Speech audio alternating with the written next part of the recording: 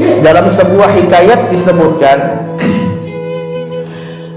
di zaman Rasulullah Sallallahu Alaihi Wasallam ada seorang sahabat yang bernama sahabat A'la. A'la ini berumur kira-kira 11 tahun. Umurnya 11 tahun. Sahabat namanya A'la.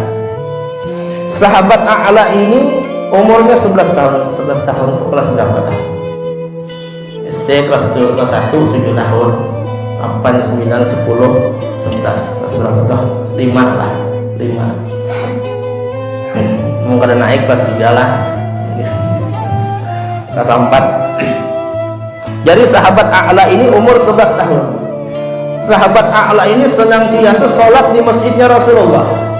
Nah, duduk di teras masjid menyaksikan anak seumuran beliau itu ketika berangkat ke masjid Rasulullah tulak lawan kuitan lakinya, tulak lawan abahnya, digandeng tangannya.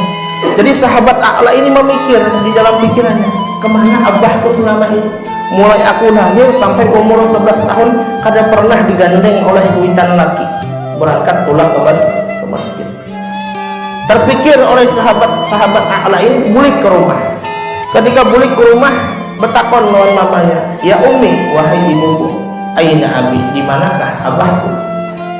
Otomatis kan betakon lah. Mulai lahir kada pernah melihat kuitan, ya kalau timbul melihat orang ada kuitan, seorang tidak betakon mama. Kalau zaman mahir harus ditakoni lagi ya, ini kemana abah gue ya, harus ditakoni lagi, paham biar ya, kisah orang dahulu. Kalau kemana abah ulun, ujar mamanya menangis mamanya. Ketika menangis, ujar kuitan bininya, wahai anakku, pergi kepada Rasulullah, liko ila Rasulullah. Engkau pergi kepada Rasulullah, tanyakan kepada Rasulullah, di mana abah kamu? Itulah anak yang umur 11 tahun ini, bayangkan 11 tahun datang ke hadapan Rasulullah. Di tengah-tengah sahabat Rasulullah, sahabat A'la yang umur 11 tahun ini bertanya kepada Rasulullah, ya Rasulullah, aina abi, di mana abah ulun ya Rasulullah?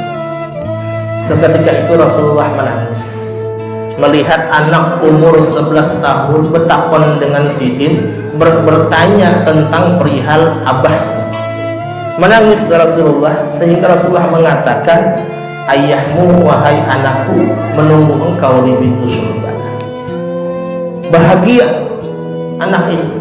Kenapa wahai Rasulullah? Ayahmu ikut berperang bersamaku sehingga meninggal dunia di medan perang, mati syahid.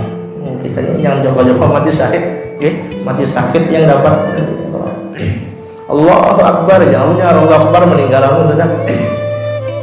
Akhirnya buliklah sahabat A'la ini izin dengan ibunya, wahai ibuku, ulun izin ikut berperang bersama Rasulullah sebagaimana ayah dulu ikut berperang dengan Nabi Muhammad.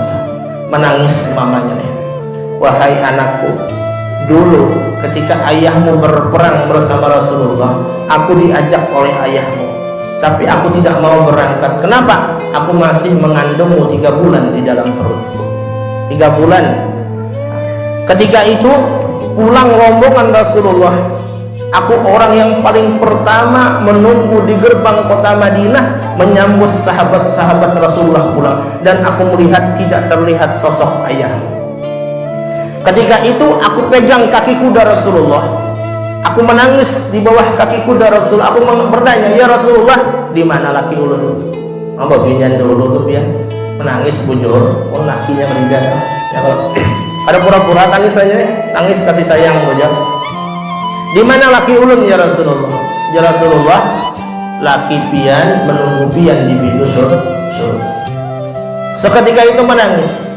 Kemudian engkau sekarang mau ikut berperang bersama Rasulullah, tapi karena perintah diizinkan oleh ibu. Itulah kayak sahabat A'la berperang dengan Rasulullah, sehingga sahabat A'la ini menjadi sahabat paling terdepan di depan Rasulullah ketika senjata untuk menghantam tubuh Rasulullah, panah, tombak dan sebagainya, menghantam tubuh sahabat namanya A'la yang umurnya 11 tahun. Meninggallah sahabat A'la ini. Pulanglah rombongan Rasulullah. Seketika itu orang yang paling pertama menunggu rombongan Rasulullah adalah Ummi A'la, mamanya sahabat A'la. Ditunggu, kadang melihat sosok anaknya.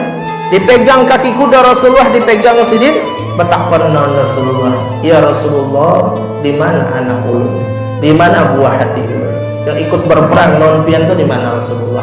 Menangis Rasulullah, wahai Ummi A'la, suamimu dan anakmu menunggu engkau di pintu surga.